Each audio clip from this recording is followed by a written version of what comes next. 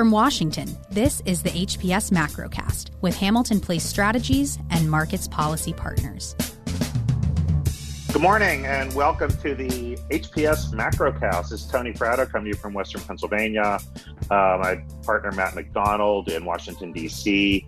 From Markets Policy Partners, John Fagan and Brendan Walsh, also in the D.C. metropolitan area. We're going to have a special guest with us with our second segment to talk about some of the jobs programs. But first, guys, let's dive into these payroll numbers. Yesterday we saw the weekly unemployment claims come in at over 6 million in initial weekly claims. Over 10 million Americans filed for initial unemployment claims. Literally off the charts kinds of numbers that we saw over the past 2 weeks, and now an enormous fall in payrolls. Matt, you got the numbers. Why don't you tell us what we saw in the non-farm payrolls today?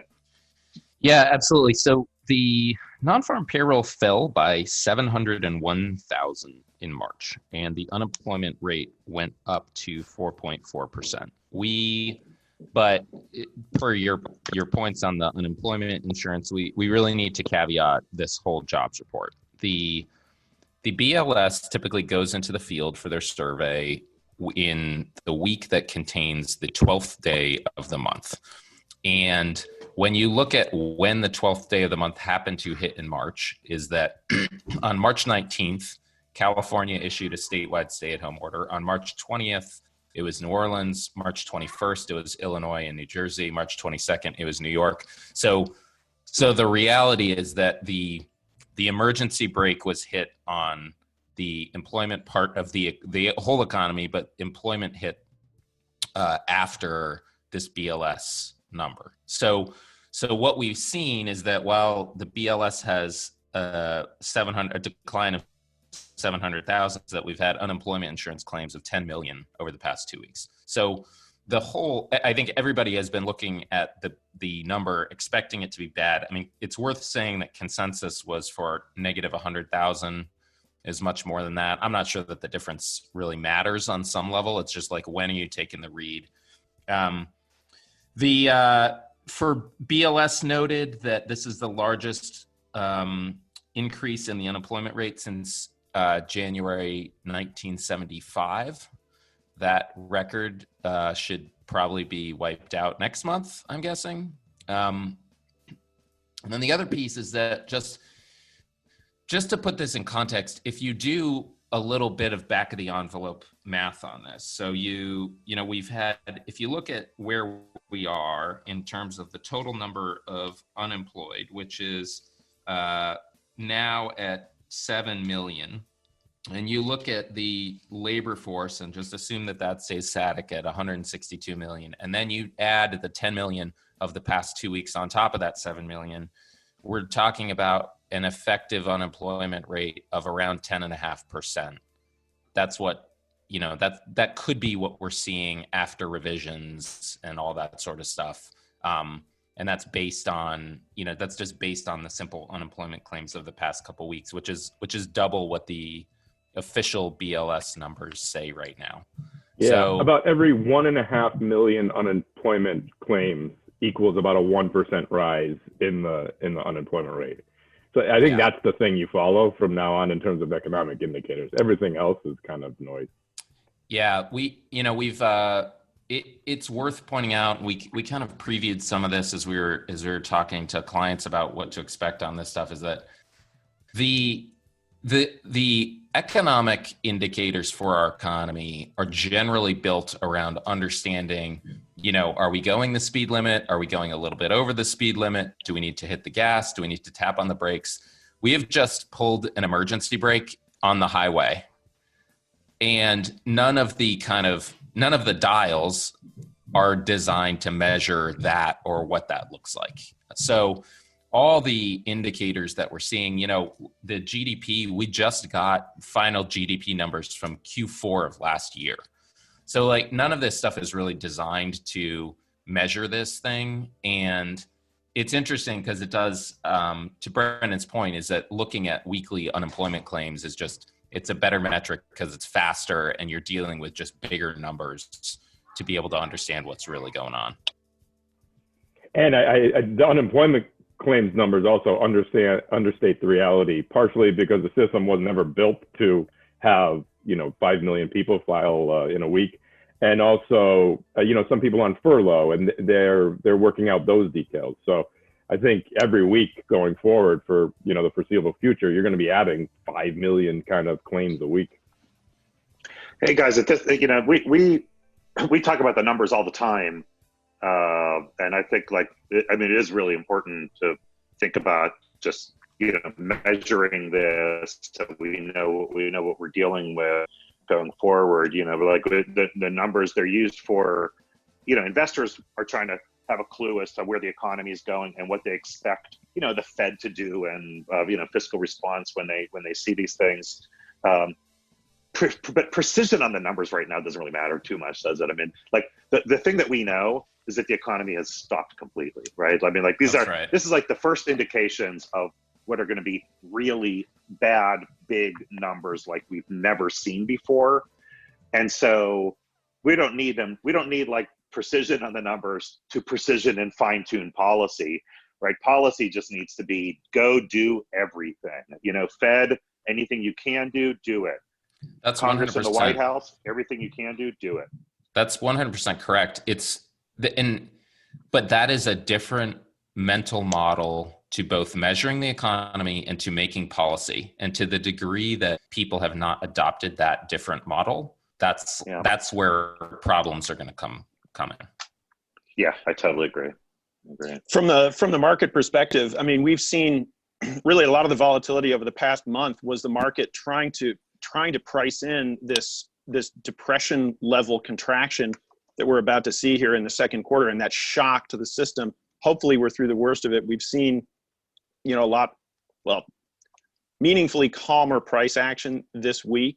And the fact that, when you see numbers like this, these absolutely awful, unprecedented job losses reflected in this data, the markets have not moved very much. So this isn't a surprise to the Treasury. We saw yields jitterbug modestly. We saw futures react. Actually, S&P 500 futures actually continued to move toward flat and recover early losses. They weren't knocked off. We weren't knocked back into a self-perpetuating loop of volatility when we saw the 6 million unemployment claims yesterday.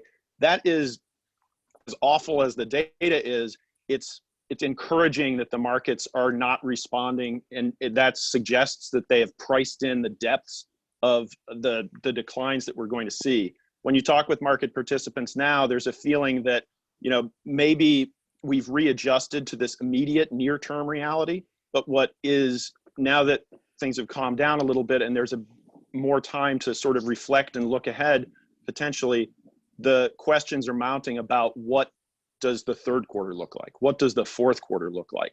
And those will be, I suspect, the answers to those questions will be much more consequential to price action over the coming weeks and months than the depths of this particular, this shock decline. Do you have thoughts on that, John? On what we're going to be looking at? I mean, we're seeing. I mean, every big bank and others, they're out with their projections on this, and there's a range on them. Like, how do you think? Actually, will the number that they saw yesterday, that they've seen yesterday, today, change some of the private sector outlooks and even your own on how you're thinking about the rest of the year? Well, we've seen some of the big banks are coming out. They've been revising very frequently the economic projections for the depths of this second quarter trough. Well, we hope it's the trough, and that is, the job losses have outrun estimates, and so to some extent the economists are catching up with it. Market participants, because we're not seeing a big reaction. I mean, with Treasury yields, with 10-year Treasury yields sitting at 60 basis points, and that's reflecting a lot of bad news. And the fact that these revisions downward for second quarter aren't really moving the needle on Treasury yields or other growth sensitive assets suggests that much of this immediate bad news is priced in. And that's a good thing. As bad as the data is, it's good that the market has gotten over the initial shock to some extent. The question really is, as we transition, as we get over the virus peak here, how long is the tail? And how does reopening the economy look? How does the recovery look? The V shape, I think, that ship has sailed. People are talking about UL, check shape, a much slower recovery, and what that means for keeping companies on life support. That brings us to that solvency crisis that we've talked about potentially. Yeah, we're going to get into what might what might change the shape of what letter of the alphabet we should be using to describe the recovery in the next segment. We come on with our friend Adrian Stewart from Denton's. Anything else on the numbers right now? Anything else we should be highlighting before we take a break? The one interesting, I saw it. So actually healthcare workers decreased by 43,000.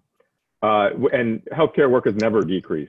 And that's the largest one I could find. What the heck is that? How is that possible? Well, when I was thinking about it, so like I didn't see that number, but what's the thinking? Yeah. Well, so you're not supposed to go to your dentist. You're not really supposed to go to your dermatologist. So kind of non-life threatening healthcare has kind of stopped. Well, one of the things that we're gonna get into in our next segment with Adrian Stewart is some of the programs are going to try to mitigate the downturn in the economy, and that's specifically looking at these programs to help small business. The Paycheck Protection Program, it's kicking off today. We're going to get a sense for how it's working and what we think the impact will be. So we'll come back and get into it with Adrian Stewart. You're listening to the HPS Macrocast. On the first Friday of every month, HPS analyzes the latest jobs and labor market data in a digestible format. Sign up for our reports at hamiltonplacestrategies.com or on Twitter at HPS Insight. We're back on the HPS Macrocast, and we're really lucky today to have our friend Adrian Stewart. Adrian's counsel at Denton's Venture Technology and Emerging Growth Companies practice. He's got decades of experience working with companies and private equity and venture capital investors. He was previously at JP Morgan working on corporate M&A. He's one of our veterans, the Air Force. You guys don't have what do Air Force veterans say? You guys don't have Semper Fi cool stuff that the Marines do you, Adrian? It's aim high, I guess. Really terrific to have you with us. You are in the heat of it right now, and actually really appreciate you taking time, because I know all of your clients today are trying to figure out how to access Sure. Paycheck Protection and some of the other programs that are available. What's it looking like today? We got some of the overnight, Treasury trying to rush this stuff out, and SBA. We got overnight some of the final pieces of information to at least kind of kick off today. How does it look to you? Great, thanks for having me. Longtime listener of the podcast. Today is extremely chaotic. I'm reminded of the words of the late great Wall Street dealmaker Jimmy Lee, who described the financial crisis as being below decks at Pearl Harbor. Something's happening, but you're not quite sure what. Applications are going through at certain banks. You have to be an existing SBA lender. And for those listeners who don't know, the Paycheck Protection Program is, $350 billion appropriated last Friday. And so they published application forms and regs, and they've opened up the program today. So they're moving as fast as they can. They've delegated a lot of this to the banks. And these are loans to small businesses, generally about 2.5 months of payroll is the amount that any small business can get, 500 employees or less. And if they keep employees on payroll, there's a formula in the regs that they could get their loan forgiven. So it's essentially a grant to small business. They can use it for payroll, rent, utilities, basically to keep the business in a somewhat liquid state. We've heard a lot of chaos, a lot of existing clients of banks have been shut out because banks are taking their existing clients first. The banks obviously have to do KYC on customers, and if you're a borrower, they may need to do some additional information. So we've seen a lot of banks take existing credit and banking customers first. I know of at least one client who's put through an application and got a loan number as of this morning. That's terrific. I mean, that is pretty speedy, right? I mean, this is like, right. Even to having some success out there is great. Yeah, and they're supposedly the regs say that they have to fund in 10 days, which is possible. I don't know how. But the other thing about the program, of course, to mention on this cast is there's a lot of emphasis in our policy group that we've heard from DC that there's going to be another relief bill, that this program in particular is very popular with bipartisan support. We saw a lot of activity this week from Kevin McCarthy, Nancy Pelosi, urging, for example, startup companies have a particular problem with this program as drafted. They want relief on that. $350 billion is going to go fast, right? If it's 30 million small businesses and self-employed individuals and independent contractors can apply as well, there might be 40 or 50 loan applications, and 2 or 3 million loans might actually get funded. So there's a lot of impetus to come back and double this program if it's effective, if it's working well. What are your, when you're talking to your clients, what are they thinking in terms of, what are the kinds of choices they're making in terms of whether to go ahead and access this money? Because it does have requirements. Obviously, the innovation in this program was to, pay companies to keep their workers on the rolls so that you can restart the economy when we are allowed to resume economic activity. That sounds like, and something I've long advocated as a good innovation to try to quicken the return to economic activity after normal recessions. But it's not so simple, is it? I mean, this is going to go for a couple months. We don't know whether the money is going to be there on the back end. What are the kinds of questions and sort of strategic thinking that your clients are going through? Well, I would say there are clients who are doing fairly well. If they're in certain industries like e-commerce, I have a client that's a microbrewery, they're doing fine, right? There are clients who've looked at this. You don't really have to certify that you've been crippled by the coronavirus emergency, but you have to give a certification that the loan is necessary to continue operations. So there's some clients who said, you know what, we're well capitalized, we're going to be fine. There's not a lot of strings attached to this program. Some of the other programs, that, like for mid-sized companies, 510,000 are going to come out next week. I think there's $500 billion behind that. That program has a couple strings attached, like you have to remain neutral with respect to collective bargaining activity. There's certain executive comp limitations. So there's a lot of hair on those loans. Although they're good 2% loans, they're not forgivable loans like the PPP. So there's some that have looked at that, and I deal with emerging companies, and sometimes startups don't draw a salary. If you don't have W-2 or 1099 payroll costs, then your loan amount under the Paycheck Protection Program is likely to be zero.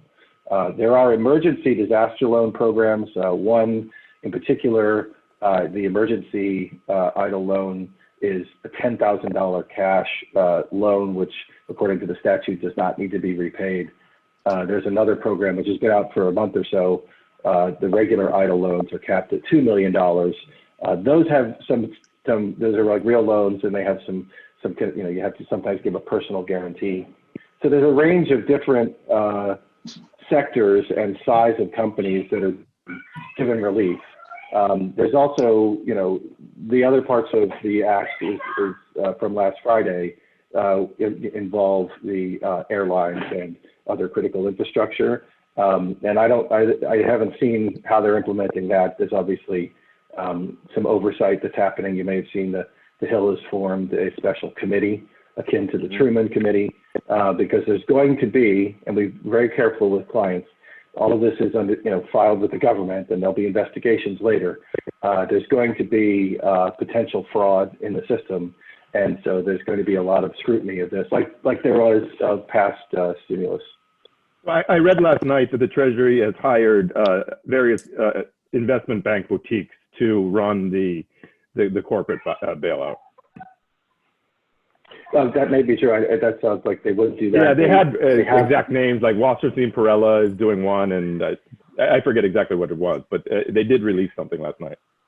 Right. I will say, the idle loans are very difficult because you have to apply to the SBA.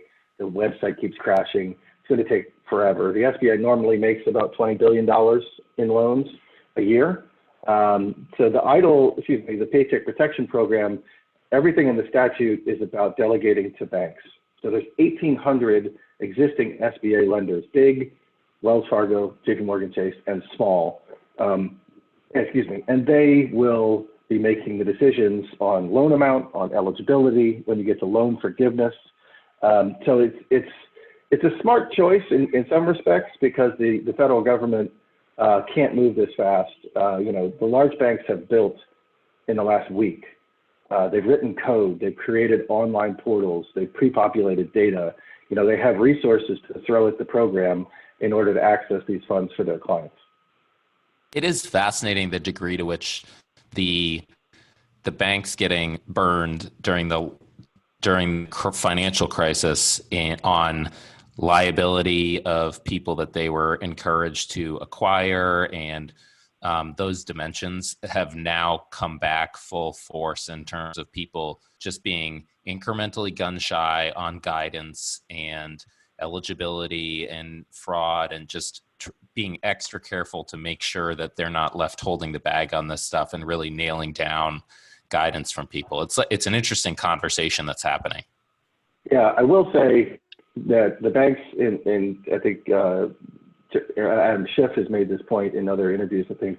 The banks are indemnified by the SBA, so they're not going to be on the hook. There's a lot of uncertainty around that, and the scope of that hold harmless clause may just apply to the loan forgiveness. You'll see, for example, the interest rate changed from Tuesday to last night. These loans were going to be 0.5% interest for 2 years. Last night they changed to 1% because there is some fixed cost per loan that the bank has to do in terms of technology and servicing on the back end, because some loans won't be 100% forgiven, either because you fired half the workforce and so you get a 50% loan forgiveness, or because you haven't used the proceeds properly. So those loans will roll for 2 years. They'll still be 100% guaranteed, but servicing is a bank cost that's factored into the cost of every interest rate that's applied. Yeah, that's fair. I haven't seen a notice of indemnification from Elizabeth Warren's office, so I guess when that comes out, I'll be curious to see. It's in the statute. It's in the statute. Yeah, it is in the statute, but not political indemnification, unfortunately. Absolutely, and there are plenty of clients, as I mentioned, who turned down the opportunity. I think because they're concerned. Well, one, because I think they might not need it, but also because of potential. They don't want to take away from the local mom and pop shop that's supposed to get this relief. Yeah. Hey, Adrian, just one last question for you, unless John or Brendan and Matt have anything else. But last from me is, have you heard anything about the Fed's Main Street Business Lending program, which, as far as I can tell, unless you know more than I do right now, has a title and not much else? Yeah, I had been. I've not heard anything about that. I only know what has been published, I think, last Monday from the Fed. I had thought that was a backstop facility for the Paycheck Protection Program, because the banks have balance sheet, right? Obviously, JP Morgan Chase has like $700 billion they could lend out. Other banks have smaller balance sheets. I had thought that the Fed was going to say for Paycheck Protection, the banks aren't going to extend their own balance sheet for even a day because of that facility. It seemed to be described as if it would work with the SBA. I haven't heard anything about it. I keep my ears open. It may relate to the mid-size relief program, but it's sort of out there as a potential financing source. John, Brendan, Matt?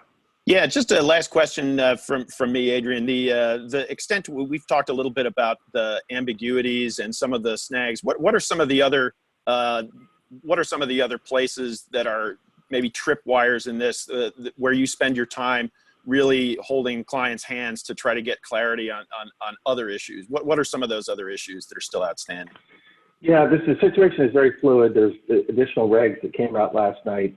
The first form seemed to be very harsh on small businesses if they had any significant foreign ownership. The new form doesn't ask that question. And really foreign ownership is not relevant. If the company is in the United States and employing U.S. workers, that's where the money goes. So there are exclusions for, non-U.S. based employees, which are appropriate. But the money is necessarily excluding. We're a global law firm, so we get these questions. I think we also get a lot of questions about how to calculate the payroll. Payments to independent contractors are very clearly now excluded from the calculation of payroll costs because the independent contractors can make their own application. That's kind of a Pyrrhic victory, because the independent contractors are going to make applications, but I think they're going to be last in line.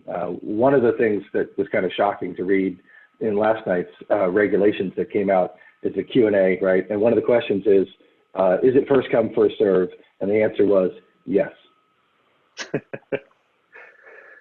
Yeah, they didn't elaborate very much on that. But I will say this, and as we're advising people, Steve Mnuchin, congressional leaders have all said that look, if we're blowing through this money, we're going to come back. We'll come back and fund it more. They have a very, very high interest in keeping small business, medium-sized businesses in operation to get through this period. So I know there's going to be a rush to the entrance in this program, but I feel pretty strongly that resources are going to continue throughout the period. Yeah, and another point: the situation is so fluid. There are a lot of questions in venture capital about minority-owned investments, how they're calculating the affiliation rules. Not to get overly technical, there's a lot of bipartisan push to change that and allow you to get the loan, even if you have, a venture capitalist on your balance sheet holding 20%. That they punted again in the regs last night and said they'll publish more about the affiliation regs. We've said that the affiliation rules could be waived entirely because this is the public policy of getting paychecks into people's hands. It's not about the owners. You can't use the proceeds to pay a dividend or for CapEx. You have to use it on payroll, rent, utilities, et cetera. So it goes to the recipients that need to be, need the benefit. So that has not been conclusively answered. But like I said, if you get Kevin McCarthy, Nancy Pelosi, and Rubio and Mnuchin all in agreement, I don't know what would stop that from being fixed. Is there anything else in this next round? What would you advise if you were in such a position to do so, policymakers to add into this second round to refine it in some way from the first round? Well, there's a saying in DC, right? If you're not at the table, you're on the menu. So the program, as it exists, as we watched it go through the Senate, changed materially to pressure from the hotel and restaurant lobby. So hotels and restaurants that have more than one physical location, if they have less than 500 employees in that location, they can make applications. So chain restaurants, hotel chains, that sort of thing, they're at critical 1% occupancy or completely shut. And so they pushed for that. There's a franchise exception for essentially, fast food franchises. So I think there's going to be some pressure on how this is calculated. There'll be, if they expand it again, they'll fix some of the things in the statute, and there may be additional exemptions, and including, for example, the way the affiliation rules may apply to private equity, who have normally a majority ownership in companies, versus venture capital, who oftentimes have a 20 or 30% stake in companies. All right, Adrian, really, really appreciate your time. You probably have clients waiting for you to help them through this today. I appreciate it. Love to get you back on in maybe a few weeks or a month, and just see how it's going as it develops and as some of the other programs come online. Sure thing. All right. Thanks, guys. That's it for this segment of the Macrocast. We're going to come back and talk a little bit about oil and the look ahead to next week. Markets Policy Partners provide sophisticated financial market analysis that is independent, accessible, and actionable for a broad audience. Learn more at marketspolicy.com. All right, we're back on the Macrocast. Guys, lots of crazy stuff happening with oil this week. It seems like, it's like the inside page story, but it really is having, pretty big market implications. Where are we now? Are we any closer to the Saudis and the Russians solving this? And also, like, this is a demand problem and a supply problem. You don't usually see these things happen at the same time. How does it look today? Yeah, thanks, Tony. It was a real double whammy for the oil markets. And I think, as you say, it's been a little bit underreported or maybe underappreciated.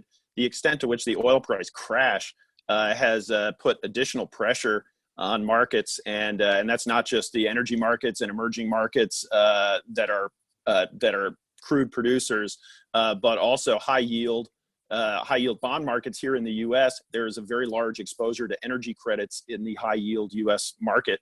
And that's been a big part of the pressure in that space, where lack of liquidity can magnify some of the price downside. So when Saudi and Russia, that late February OPEC meeting that ended in acrimony, and Saudi threw down the gauntlet and started a price war. I mean, you just couldn't pick a worse time to do that. And so maxing out production in Saudi Arabia and Russia following suit at a time when demand is absolutely cratering around the world, sent oil prices down to, multi-decade lows. We had, the U.S. benchmark WTI was below $20 a barrel, and it's hard to find a lot of producers in the shale patch where that is an economical level for them. So there was a lot of real economic pain. There was pain in the markets, and we saw this play out over the last couple of weeks. And we've been talking with our clients about it, and basically saying, there's obviously a bandwidth issue here, but when the White House gets around to it, they should really start pushing on a diplomatic front to try to get Saudi and Russia back to the table. It's not going to fix oil market. You're not going to put oil back into a really nice equilibrium, but it's certainly it's going to do something. And we've seen that happen this week. The White House began to direct their attention on oil markets. We saw President Trump phone President Putin earlier in the week. It wasn't quite clear exactly what came out of that. The result of that phone call was a little ambiguous, but you saw oil prices begin to pick themselves up off the floor of this 2-decade trough.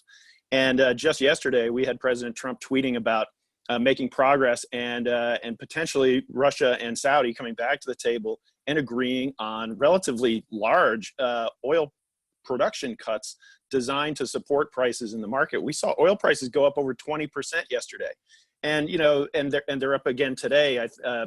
Basically, Brent crude, the international benchmark, is up about $10. It's over $30 a barrel. That's not, the production cuts they're talking about, 10 million barrels per day. That's a really big production cut, but that still doesn't fill the dramatic hole. But it's obviously it's a little bit better. It's going to take some pressure off. The U.S. is coming to the table here. There's an emergency OPEC meeting on Monday, and the Texas oil regulators are talking with the Russian energy ministers, and the U.S. is rightly taking its place at the table of leading petrostates, given our production numbers. And I think that it was time to, we've maxed out the fiscal channel. We've maxed out, we're maxing out the fiscal channel, the monetary channel. The nice thing about doing this is it's a totally different channel. It's a diplomatic channel, and you can have other agencies working on this problem to try to get Russia and Saudi and the rest of and OPEC back to the table and cooperate on supporting the market. This isn't about spiking oil prices and hurting customers at the pump. This is about putting a floor under crashing oil prices. Yeah.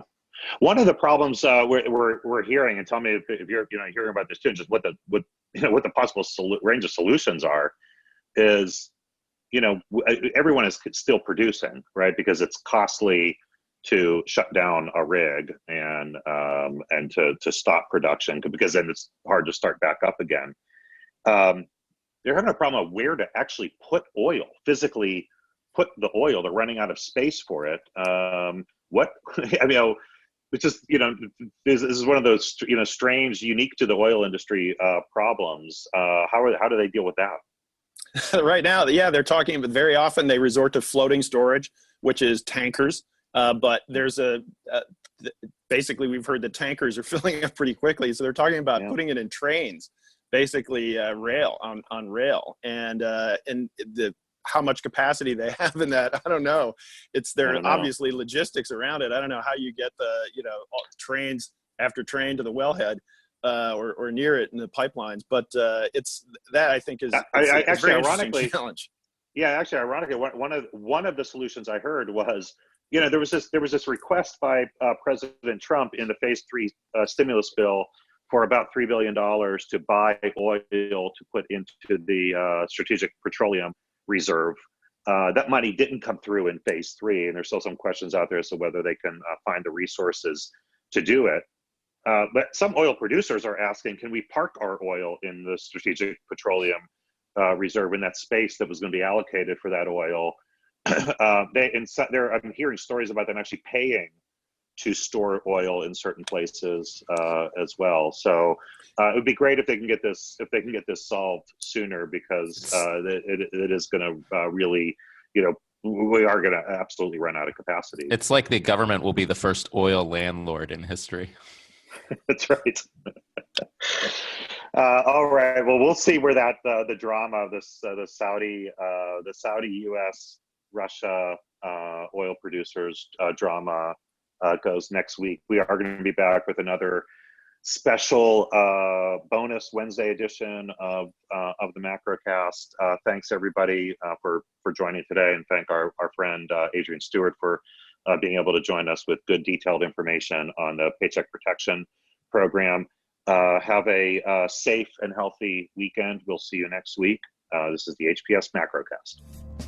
Thank you for listening to the HPS Macrocast. Please remember to subscribe, rate, and share. Find more from Hamilton Place Strategies at hamiltonplacestrategies.com and follow Tony Fratto on Twitter @Tony Fratto. Learn more about John Fagan, Brendan Walsh, and the work they do at Markets Policy Partners by visiting marketspolicy.com.